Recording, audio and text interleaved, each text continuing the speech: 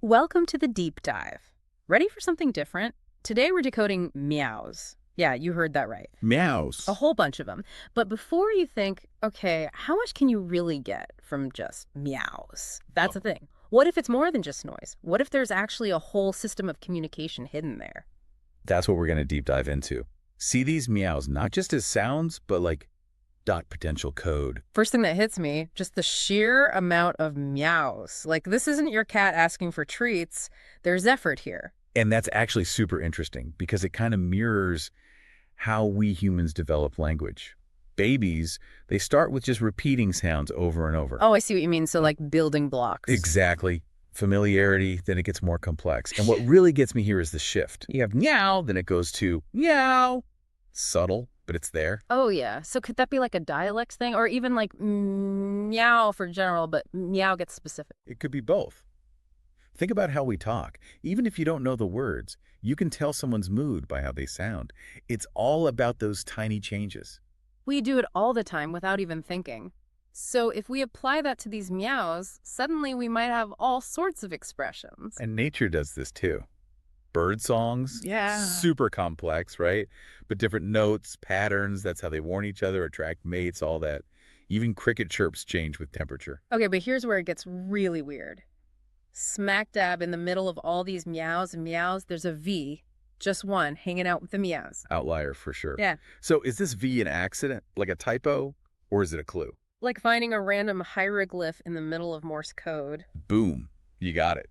Maybe there are multiple layers of communication happening. Like in linguistics, people code switch different languages depending on who they're talking to. Maybe this V is that. Or even from a completely different system we don't get yet. Whoa, okay, my mind is kind of blown. It's like we've got pieces of this ancient language, but not the whole key. And that brings up a huge point. What are we bringing to this? Our own limits, you know? What if we're missing a whole bunch just because we're looking at it the wrong way? Like we need the Rosetta Stone, but for meows. Right. It's a humbling thought, but exciting too. It means even the simplest stuff might be way more complex than we ever realized. So even though these are just meows, there's a whole world of potential meaning there, just waiting. Absolutely. We took something super basic, one sound repeated, and bam, potential complexity galore. Yeah. It's like a reminder. Communication takes all kinds of forms. Even the simplest stuff might have hidden depths. Okay, so we've been talking about these meows, but it's got me thinking about how we experience the world in general. Like, we're so focused on what we see, but what about what we hear? Yeah, that's a fascinating point. We tend to prioritize sight, but sound plays a huge role in how we understand things, how we feel things. Right. Like imagine walking through a forest. Yeah, you see the trees, the sunlight, all that, but it's the sounds, the leaves, rustling, birds chirping that really make it an experience. Exactly. And those sounds aren't just pretty background noise. They're giving you information. Wind direction, maybe a bird warning others. Even a twig snapping could mean there's an animal nearby.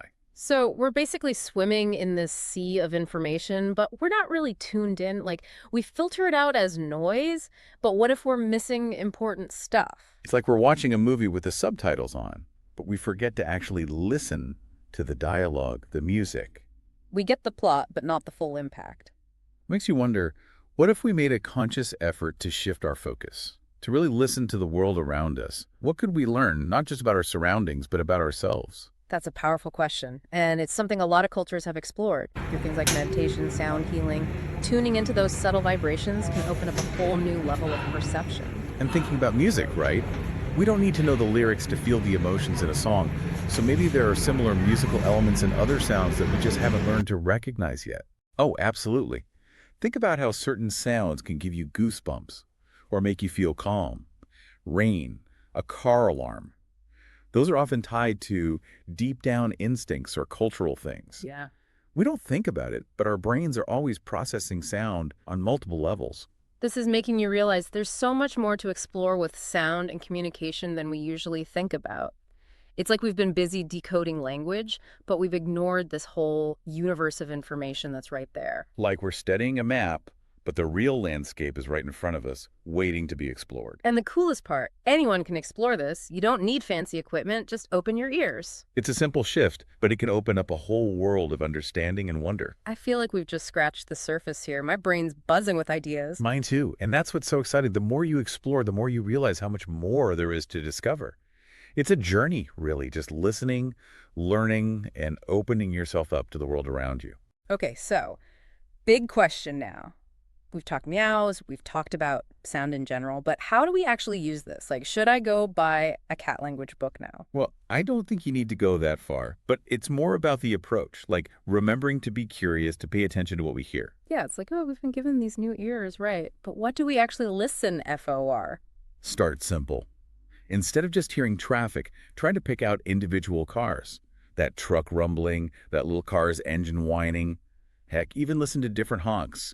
Is it an angry honk or just a quick, hey there? Okay, I can see how that'd make my commute more interesting. But how do we go from noticing to actually understanding, decoding the sounds? Ah, that's the fun part. It's like a lifelong puzzle. You gotta look for the patterns, the changes, what repeats. And don't forget your own gut feeling. Does that bird sound happy or like it's freaking out? Creaky doors, spooky, or just old? So, like, we're making our own sound dictionaries based on what we experience. That's kind of cool. There's no right answer. It's about being more in tune with the world. You got it. And the more you do it, the better you get.